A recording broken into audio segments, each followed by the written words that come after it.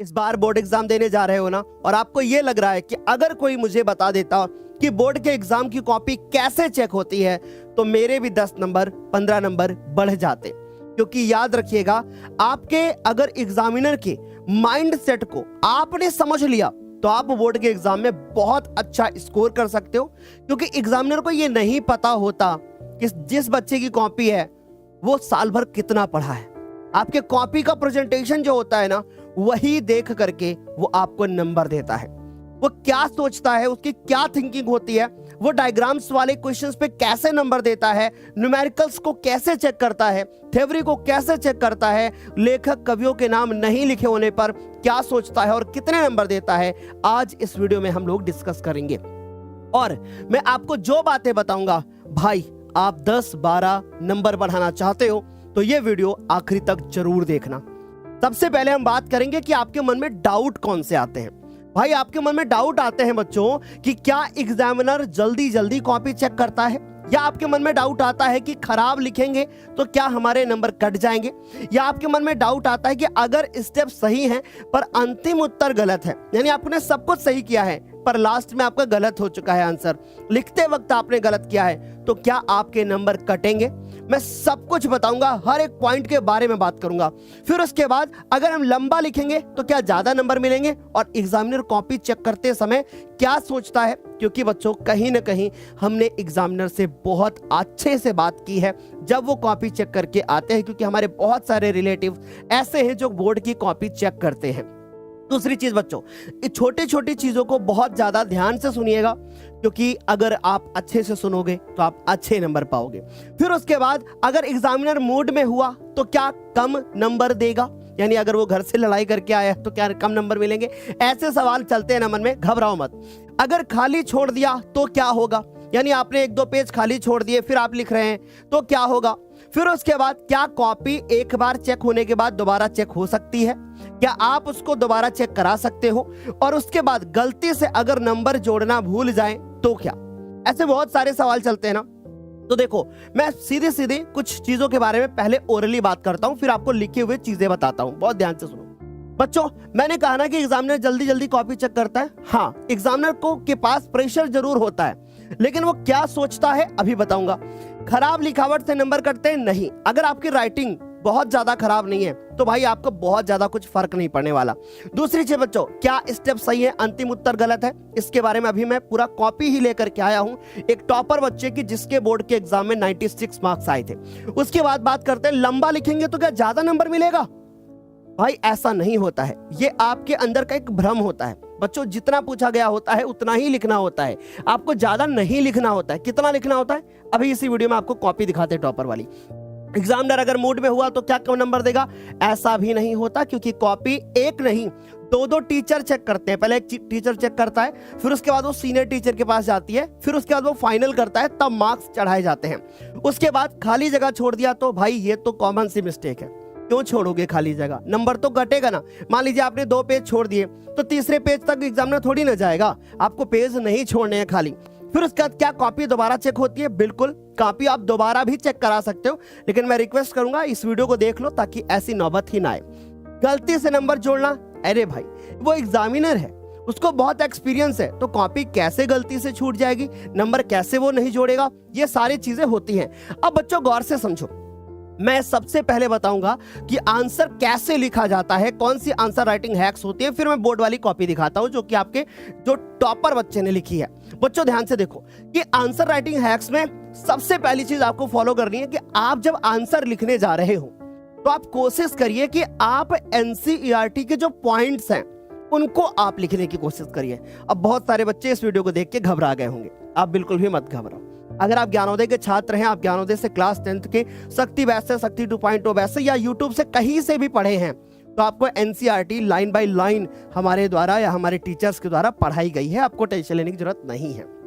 अच्छा, अब हम बात करते हैं कि मान लो प्यारे प्यारे बच्चों कि आपने एनसीईआरटी के पॉइंट्स लिखे तो क्या मुझे ज्यादा नंबर मिलेंगे। देखो, एग्जामिनर जब कॉपी को चेक करने जाता है ना तो उसको एक पेपर मिलता है, एक कॉपी मिलती है कि आप इस कॉपी के बेसिस पे आपको मार्क्स देने हैं। मतलब उसके पास आंसर्स पहले से लिखे हुए होते हैं। अगर उनमें से आंसर आपका मैच करता है तो वो एग्जामिनर आपको फुल में फुल नंबर देता है। लेकिन ऐसा सिर्फ होता है कब? केवल ऑब्जेक्टिव्स के लिए और छोटे क्वेश्चंस के लिए।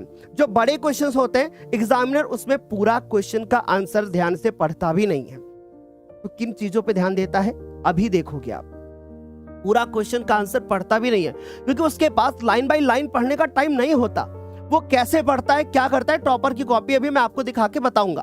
तो हमने क्या बताया कि अगर आप एनसीईआरटी को फॉलो कर सके तो ज्यादा बेहतर है, लेकिन अगर आपने अभी एग्जाम है आपका, आपने कोई दूसरी चीज फॉलो करी है तो घबराओ मत, लिख के आओगे नंबर मिलेंगे।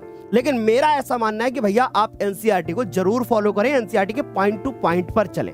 आगे बढ़ते हैं बच्चों। अब हमारे सामने एक कॉपी है और ये कॉपी एक ऐसे बच्चे की है जिसने बोर्ड के एग्जाम में 95.67% स्कोर किया हुआ है। ठीक है, तो अब बच्चों ध्यान से सुनो, मैंने कुछ लिख रखा है कि लाइन एंड अंडरलाइन हैक्स। मतलब इसका मतलब क्या होता है, जैसे आपने बोर्ड की कॉपी लिखी, अब कॉपी लिखने के बाद जैसे बच्चों ने क्या किया गौर से देखो। अगर आप गौर से देखोगे तो आपको पता चलेगा कि बच्चे ने सबसे पहले क्या किया, एक हेडिंग डाली। क्या हेडिंग डाली कि मैक्सवेल के कॉर्क स्क्रू नियम, यानी मैक्सवेल के कॉर्क स्क्रू नियम। अब यहाँ का होना चाहिए, बच्चे ने एक छोटी सी क्या कर दी, गलती कर दी, तो यहाँ का होना चाहिए। अगर एग्जामिनर की नजर पड़ी और उसने गोला किया तो नंबर कटा। ठीक, दूसरी चीज बच्चे ने लिखा, अब इसने क्या किया, हेडिंग डालने के बाद उसको अंडरलाइन कर दिया। तो यहां पर एग्जामिनर बहुत ज्यादा ध्यान देता है कि आप कौन सी चीज को अंडरलाइन कर रहे हो। दूसरी चीज, जैसे इन्होंने पूरा लिख दिया और लिखने के बाद जब क्वेश्चन समाप्त हुआ तो इन्होंने एक लाइन खींच दी। तो ये एक हैक होता है जहां से नंबर बढ़ने के चांस होते हैं। वापस आते हैं और चीजों को फिर समझते हैं। अब आप नीचे वाले क्वेश्चन का आंसर देखो। अब देखोगे कि यहां इन्होंने डाला प्रश्नोत्तर नंबर 5 का और फिर का। अब एक गलती है यहाँ पे, क्या गलती है, इन्होंने ये का लिख दिया है। आपको डालना है प्रश्नोत्तर नंबर या उत्तर नंबर जो भी डालते हैं, और आपको का लिखना है। अगर आप चाहो तो ये का यहां भी लिख सकते हो, राइट। अच्छा, दूसरी चीज बहुत अच्छी है जो आप का टीचर या एग्जामिनर होता है वो ध्यान देता है, वो है कि वियोजन अभिक्रिया डाल दी इन्होंने यहाँ पे। ठीक, तो इससे क्या बेनिफिट होगा, इससे ये बेनिफिट होगा कि टीचर यहाँ पे आएगा और इसको देखेगा कि बच्चे ने यहाँ पर जो लिखा है उसको अंडरलाइन भी किया। सेकंड थिंग, जो रिएक्शन लिखते हैं जब, तो रिएक्शन लिखते इस टाइम पे इस बात का बहुत ज्यादा ध्यान देना होता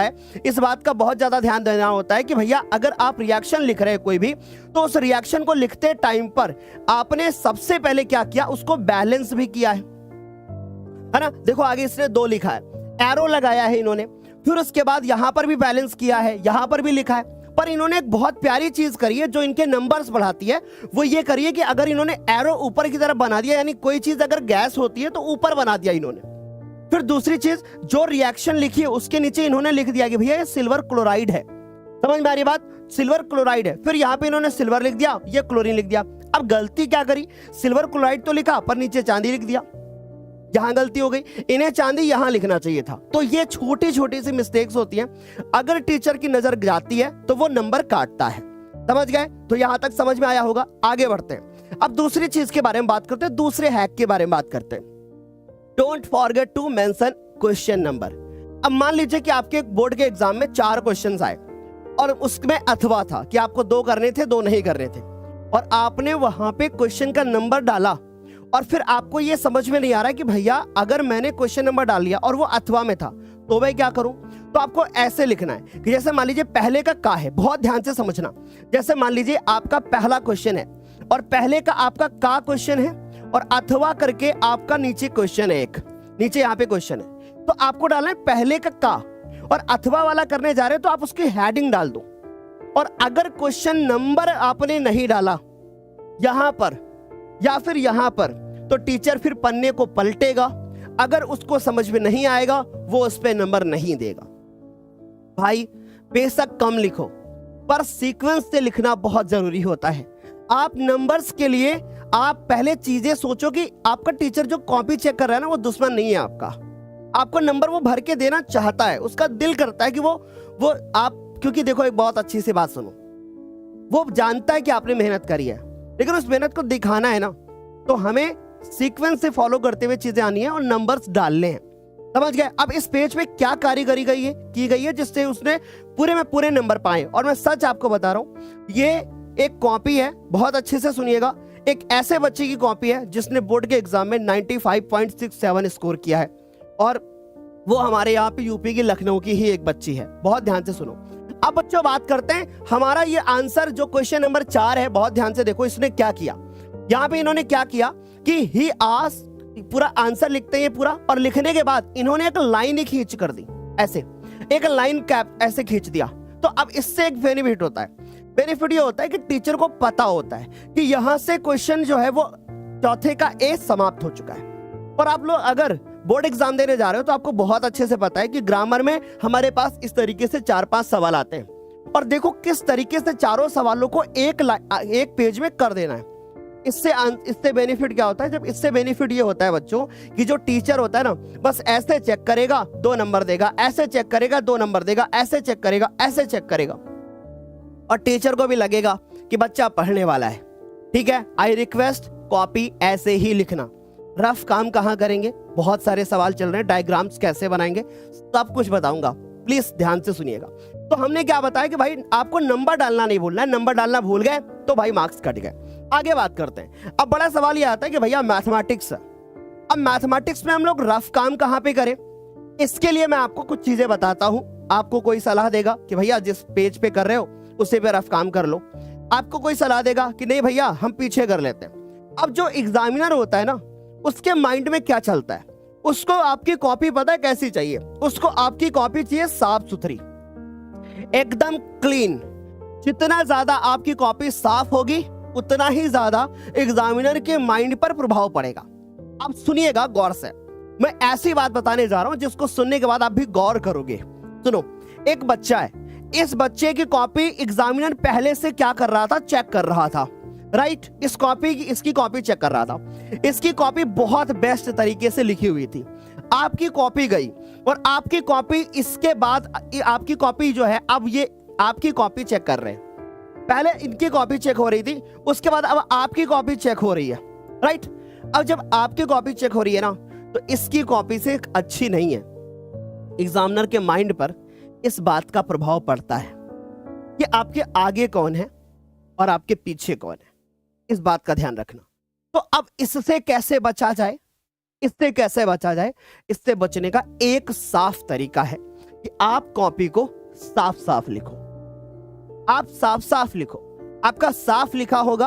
अगर गलत भी हुआ ना कहीं पर, तो एग्जामिनर उस पर गौर नहीं करेगा, चेक करेगा, नंबर देगा।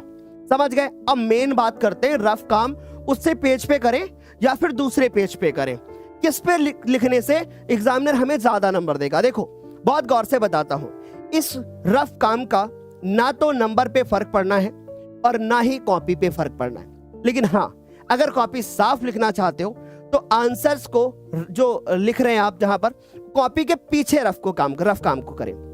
लेकिन जब अभी तक क्या हो रहा था कि हमारे बोर्ड में कॉपी हमें ऐसे मिलती थी, तो जब ऐसे मिलती थी तो हम लोग क्या करते थे, हम यहाँ साइड पे लाइन खींचते थे और यहाँ पे हम लोग रफ काम कर लेते थे, ऐसे रफ डाल के काम कर लेते थे और बाद में ऐसे काट देते थे। लेकिन अब क्या हो गया, अब हमारी जो बोर्ड की कॉपी हमको मिलेगी वो हमारी कॉपी ऐसे मिलेगी हमें। तो जब ऐसे मिलेगी तो हम कहां पे रफ काम करेंगे और कैसे करेंगे, ये तो प्रॉब्लम हो गई। तो ऐसे में रिक्वेस्ट है कि आप रफ काम को कॉपी के पीछे करो, लेकिन रिक्वेस्ट है, बहुत ध्यान से सुनो। अब आप जब रफ काम को पीछे करोगे ना, तो आपको जहां पर कॉपी पे ऐसे लिख रहे हैं तो उंगली डाल के ऐसे बैठे रहिए और उसके बाद लिखते रहिए। ऐसे जब कॉपी को पकड़ते हैं तो आप एक उंगली को कॉपी के जहां पे रफ पेज है ना, वहां पे ऐसे पकड़िए और उसके बाद आप लिख रहे हैं। आपको रफ काम करना है, ऐसे उंगली से किया फिर लिख लिया। आई होप आप समझ रहे होंगे कि मैं क्या कहना चाहता हूं। यहां से आपका ना टाइम नहीं लगेगा, क्योंकि रफ काम करने के लिए टाइम लगता है। अच्छा, अब एक बच्चे की कॉल आई थी हमारे पास, उसने कहा सर देखो मैं ना पीछे नहीं करना चाहता या मैं पीछे नहीं करना चाहती, तो अब मैं क्या उसी पे कर लूं और पेंसिल से करके मिटा दूं, ऐसा कर सकती हूँ क्या? देखो भाई कर सकते हो नो डाउट, लेकिन आप पेंसिल से करके जब मिटाओगे तो भी गंदा लगेगा भाई, समझ गए ना। तो इससे भी एग्जामिनर के ऊपर प्रभाव पड़ सकता है, क्योंकि कॉपी साफ नहीं दिखेगी मेरे मुन्ना। पर हाँ, अगर आप चाहते हो, आपको लगता है ज्यादा कैलकुलेटिव क्वेश्चन है, then you can do it, right. तो आप उसी पेज पे करके बाद में मिटा दो, पर पेंसिल से कर लो या फिर साइड में पेंसिल से कर लो और ऐसे काट दो, बट पेंसिल से करना इस बात को, क्योंकि ऐसी कॉपी पे जब आप पेन से करोगे और काटोगे बहुत भद्दा दिखेगा भाई। जब ऐसी कॉपी होती थी तब मैं सलाह देता था कि भैया आप उसी पेज पे कर लो। अब मेन बड़ा सवाल आता है कि सर डायग्राम्स, क्योंकि डायग्राम्स में क्या होता है ना बच्चों, कि हमें लेबलिंग करनी होती है। और विदाउट लेबल डायग्राम हमें नंबर नहीं देगा। हमने बहुत अच्छा सुंदर सा डायग्राम बनाया और ये इस तरीके का राक्षस नहीं बनाया, हमने बहुत सुंदर सा डायग्राम बनाया, लेकिन फिर उस डायग्राम में अब देखो टीचर किस चीज पे नजर मारेगा। पहली चीज तो टीचर देखेगा इसका बनावटी आकार कैसा है। अब ये ना देखने में कैसा लग रहा है, देखने में इंसान कम राक्षस ज्यादा लग रहा है, तो ऐसे केस में हमें क्या करना होगा, हमें बहुत अच्छे से क्या करना होगा, हमें बहुत अच्छे से डायग्राम बनाना होगा। और जितना सुंदर आपका डायग्राम होगा उतना ही ज्यादा क्या करोगे, आपको मार्क्स मिलेगा। ठीक है, जितना ज्यादा आपका सुंदर डायग्राम होगा उतना ही ज्यादा क्या मिलेगा, आपको मार्क्स मिलेगा। तो भैया आपको ध्यान रखना है कि आपको सुंदर डायग्राम बनाना है। सुंदर डायग्राम बनाने के बाद आपको पेंसिल से बनाना है। पेंसिल से बनाने के बाद बच्चों आपको इस तरीके से लेबलिंग करनी है कि भैया ये हमारी क्या है, ये हमारी ग्रास नाल है ना, यानी ग्रास नली है। फिर उसके बाद ये हमारे पास क्या है, अमाशय है, ये हमारी छोटी आंत है, ये हमारी बड़ी आंत है, ये हमारा मलाशय है, फिर ये हमारा मुख है। तो इस तरीके से आपको लेबलिंग करते हुए और साइड में नाम जरूर लिखना है ऐसे कि भैया हाँ ये क्या है।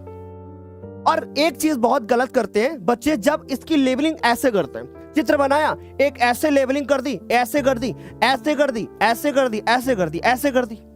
इस तरीके की लेबलिंग नहीं की जाती है। हमेशा लेबलिंग करिए तो आप साइड में इधर और साइड में इधर करिए, और जो पिक्चर बनाइए आप, जो भी डायग्राम आप बनाइए वो बहुत क्लीन और क्लियर दिखना चाहिए। समझ गए? तब जाकर के एग्जामिनर फुल मार्क्स देता है। और जानते हो कि अगर आपको साइंस में नंबर चाहिए तो बायोलॉजी के डायग्राम्स वाला वीडियो ज्ञानोदय के गुरुजी यूट्यूब चैनल पे अपलोड है। आपको चाहिए, आप हिंदी मीडियम के स्टूडेंट हैं, आप यूट्यूब पे सर्च करिए ज्ञानोदय के गुरुजी और वहीं पे आप कक्षा 10 की पूरी पढ़ाई करिए। आप बोर्ड के एग्जाम में बहुत अच्छा स्कोर करके आओगे। ठीक है, डेली शाम को लाइव क्लासेस चलती है, एकदम फ्री क्लासेस होती है, और डेली आप ज्ञानोदय के गुरुजी यूट्यूब चैनल को फॉलो करिए। राइट, आगे बढ़ते हैं।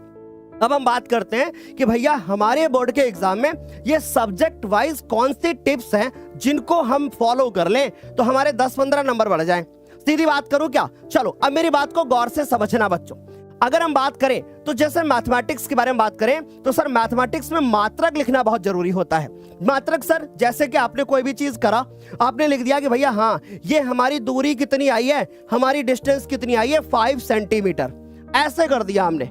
ठीक, तो सेंटीमीटर नहीं लिखोगे, मीटर नहीं लिखोगे, किलोमीटर नहीं लिखोगे, देन मार्क्स कटेगा।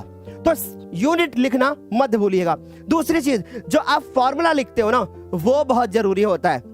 आपने मैथमेटिक्स में कोई भी क्वेश्चन किया, आपने डिस्टेंस फार्मूला लगाया, दूरी वाला फार्मूला लगाया, भाई फार्मूला जरूर लिखिएगा। दूसरी बात करते हैं बच्चों, फाइनल आंसर को आपको बॉक्स में लिखना है, यानी लास्ट में जब आपका फाइनल आंसर आता है उसको आप एक बढ़िया से बॉक्स में ऐसे ब्लैक कलर से बढ़िया सा अच्छे से बंद करके लिखो, लेकिन पतला, ऐसे बहुत ज्यादा स्केच पेन का यूज नहीं करना है, जेल पेन से लिखो बढ़िया अच्छे से। राइट, देन आपको लास्ट में एक लाइन जो मैं हमेशा लिखना बताता हूं कि अतः 2 बिंदुओं के बीच की दूरी 5 सेंटीमीटर है, ऐसे जरूर लिखना है। इससे भी मार्क्स बढ़ते हैं, टीचर का ध्यान जाता है आगे। अगर किसी क्वेश्चन में आपकी सिली सी मिस्टेक्स हो गई है, छोटी सी हो गई है, वो इग्नोर करते हुए पूरे नंबर दे देता है। आगे बात करते हैं साइंस में क्या ध्यान रखना है। साइंस में जैसे मैंने बताया डायग्राम्स, लेवलिंग करना मत भूलिएगा, मैट्रिक्स जरूर लिखिएगा, सूत्र भी जरूर लिखिएगा, और रिएक्शन लिखते टाइम पे अगर पॉसिबल हो जाए तो उसकी अवस्था, लेकिन अवस्था बहुत कठिन होता है। जैसे आपने लिखा NaCl, तो NaCl क्या है भाई, हमने लिखा सॉलिड, तो हम S लिखेंगे ना, ऐसे करने में आपको दिक्कत होगी, तो इसको अवॉइड कर देना पर, ठीक है। लेकिन भाई उसके नीचे नाम जरूर लिखना, एरो सही से बनाना, प्लस सही से बनाना, बैलेंसिंग करना, इन पे नंबर्स मिलते हैं भर भर के। अब बोर्ड एग्जाम बहुत पास है भाई, बहुत सतर्क हो जाओ और डेली शाम को पढ़ाई करो। उसके बाद इंग्लिश में क्या है भैया, स्पेलिंग एरर हो गई। अब स्पेलिंग एरर हो गई, अब इंग्लिश में ही हो गई तो भैया दिक्कत ही है ना। दूसरे सब्जेक्ट में हो जाए तो चलेगा, पर इंग्लिश में तो फिर दिक्कत है भाई। देखो आगे बात करते हैं शुद्ध वर्तनी। हिंदी करने जा रहे हो तो आपको साफ सुथरा लिखना है। अब पता चला कि आप लिख रहे हैं अशोक और आपने लिख दिया अशोक ऐसे, तो भैया ये क्या है, गलत है ना। आपको यहाँ पे सलजम वाला बनाना चाहिए, तो ऐसे में नंबर कटेगा। समझ गए? आप लिखने जा रहे हैं पद्यांश, आपने बना दिया धा, तो भैया टीचर तो नंबर काटेगा ना। आप लिखने जा रहे हैं गद्यांश, वहां लिख दिया आपने धा बना दिया, तो नंबर कटेगा भाई, बिल्कुल कटेगा। दूसरी चीज सुनिएगा, लेखक और कवियों के नाम जब आप लिखते हैं तो रिक्वेस्ट है ब्लैक पेन से लिखिए। कि भैया यह पद्यांश हमारी पाठ्य पुस्तक हिंदी काव्य के इस खंड से, या जो भी आप जिस तरीके से लिखते हैं, इसके लेखक या इसके कवि ये डैश डैश डैश है। तो लेखक और कवि जब लिखते हैं ना, तो भाई ये रिक्वेस्ट, भाई ब्लैक पेन से लिखो, अंडरलाइन कर दो उसको, या तो ब्लैक पेन से लिखो, अगर गलती से ब्लू हो जाए तो भाई ब्लैक से अंडरलाइन कर दो, बेस्ट होता है। ठीक, अब बात करते हैं सोशल साइंस की, बहुत जरूरी है। तो भाई इंपॉर्टेंट डेट्स, जितनी भी आपकी इंपॉर्टेंट डेट होती हैं उनको हाईलाइट करते हुए दिखाइए, लेकिन अगर कहीं डाउट हो रहा है तो उसको हाईलाइट मत करिए, नहीं और नंबर मिलने की जगह कट जाएगा। ठीक है, दूसरी चीज, पॉइंट में आंसर्स लिखिएगा।